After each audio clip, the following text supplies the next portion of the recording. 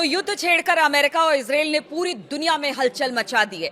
नमस्कार, मैं हूं नीलू और इसी बीच एक बड़ी खबर आ रही है। क्या अमेरिका एक और गलती करने जा रहा है? अमेरिकी राष्ट्रपति डोनाल्ड ट्रंप ने कथित तौर पर पश्चिम एशिया में doomsday nuclear command plane E-6B भेजे हैं।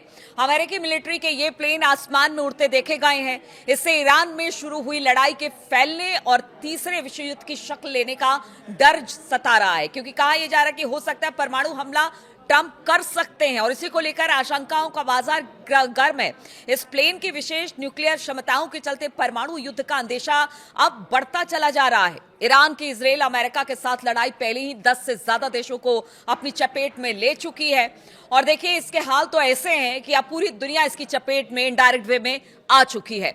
डेली मेल की रिपोर्ट के मुताबिक ईरान में 28 फरवरी को युद्ध शुरू होने के बाद से फ्लाइट ट्रैकिंग डेटा ने E-6B mercury strategic airborne command aircraft के लॉन्च कैप्चर किए हैं। बोइंग 707 के फ्रेम का इस्तेमाल करके बनाए गए ये प्लेन न्यूक्लियर वॉर से बचने और हवा से अमेरिकी मिलिट्री रिस्पांस को कोऑर्डिनेट करने के लिए डिजाइन किया गया है। E-6B प्लेन अमेरिकी प्रेसिडेंट और सेक्रेटरी ऑफ वॉर के लिए एक फ्लाइंग रेडियो स्टेशन और कमांड सेंटर के तौर पर काम करते हैं। इनमें खास एंटेना लगे होते हैं जो कि पानी के अंदर न्यूक्लियर हथियारों से लैस सबमरीन तक पहुंच सकते हैं और इसी के चलते इसे डूम्सडे यानी कि प्रलय का विमान कहा जाता है।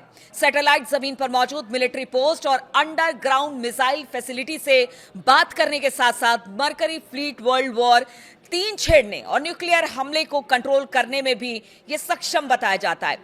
बात करें 2 मार्च की, तो 2 मार्च को अमेरिका के ऊपर 2 E-6B मरकरी देखे गए हैं। इसलिए आशंका यह जताई जा रही है कि इसी के बाद हो सकता है कि क्या अमेरिका अब परमाणु हमले की कह सकते हैं प्लानिंग कर रहा है और इसके बाद फारस की खाड़ी की ओर भी एक E-6B लॉन्च की रिपोर्ट सामने आई है। इधर अगर बात की जाए, ये तो परमाणु हमले को लेकर एक प्लान, पता नहीं ABCD कितने प्लान अब तक ट्रंप तैयार कर चुके हैं, लेकिन आज 11 दिन भी कोई प्लान नजर नहीं आ रहा है। तो इससे यही कहा जा सकता है कि ट्रंप की छटपटाहट कहीं ये ना करने को मजबूर कर दे कि वो परमाणु हमला कर दे ईरान पर। इस बात की आशंका है और इस बात को लेकर पूरी दुनिया आशंकित है। इधर अगर बात की जाए ईरान पर, तो ईरान पर पिछले 1 हफ्ते से आसमान से बमबारी करने के बाद अब अमेरिकी कमांडो ऑपरेशन करने की तैयारी में है। अमेरिकी खोजी वेबसाइट एक्सियोस ने इस बात की जानकारी दी है और कहा है कि कुछ अधिकारियों के बातचीत के बाद उन्होंने इस बात की जानकारी दी। इन अधिकारियों के मुताबिक अमेरिका और इजरायली अधिकारी ईरान में घुसकर 450 किलो यूरेनियम छीनने के लिए कमांडो ऑपरेशन चलाने पर विचार कर रहे हैं। देखिए, आज 11वां दिन बीत चुका है, लेकिन यह नहीं पता है कि अगर ईरान ने जो इनरिच यूरेनियम है उसे कहां छिपा कर रखा है, तो ये ट्रंप की नाकामी और नेतन्याहू की नाकामी ही कही जाएगी। इसलिए कहा जा रहा है कि अब हो सकता है एक छोटी टुकड़ी को ईरान में उतारा जाए और उस एनरिचमेंट यूरेनियम को तलाश करने की कोशिश की जाए। अमेरिका के राष्ट्रपति डोनाल्ड ट्रंप का कहना है कि उनका मुख्य मकसद ईरान के परमाणु हथियार बनाने की क्षमता को हमेशा के लिए खत्म करना है। ईरान के पास 450 किलो यानी कि 60% एनरिच्ड यूरेनियम है। वैज्ञानिकों के मुताबिक अगर ऐसा सच में है तो कुछ हफ्तों में ही ईरान परमाणु बम बना सकता है और इस बात की आशंका इजरायल और अमेरिका दोनों को है और इसी को लेकर हमला भी हुआ। जितने कारण गिनाए गए नेतन्याहू और ट्रंप की तरफ से, उसमें से एक कारण यह भी था। हालांकि वो कारण तो अब सब दरकिनार हो गए, अब बस हमला हो रहा है।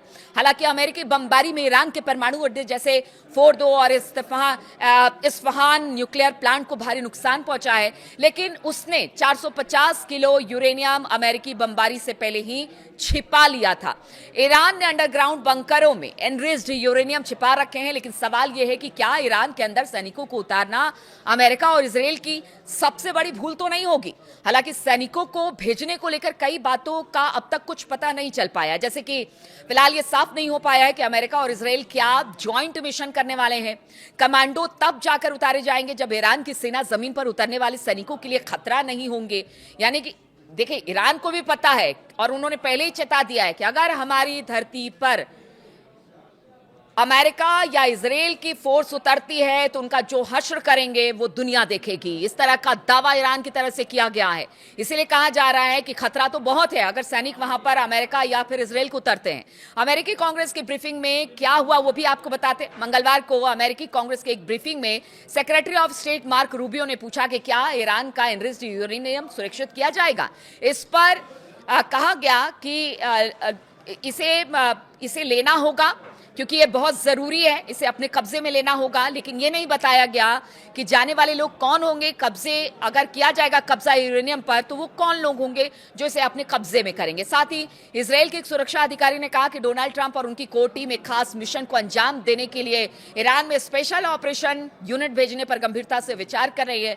वहीं एक अमेरिकी अधिकारी ने कहा कि ट्रंप प्रशासन दो विकल्पों पर विचार कर रहा है, ईरान से मटेरियल को पूरी तरह से हटाया या फिर साइट पर इसे वहीं पर यानी कि जहां पर ये रखा है उसे डाइल्यूट किया जाएगा।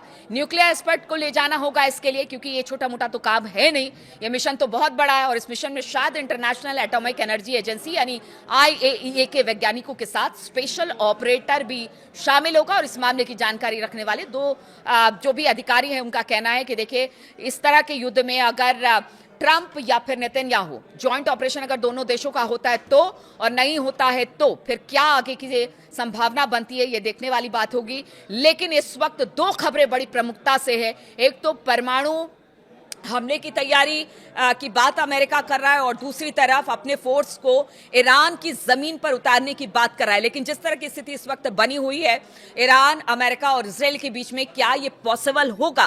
क्या वहां पर इतनी आसानी के साथ अमेरिकी और इजरायली सेना घुस पाएगी? क्योंकि ईरान ने तो पहले ही कह दिया है कि अगर हमारी धरती को टच करते हैं अमेरिकी या फिर इजरायली सोल्जर तो फिर उनको वहीं पर मार गिराया जाएगा। लेकिन अब आशंका यह है कि अगर ऐसा होता है तो युद्ध का और विस्तार होगा, क्योंकि हालात तो बहुत खराब है। बार बार अपने वीडियो के अंत में मैं यही कहती हूं, हालत बहुत खराब है।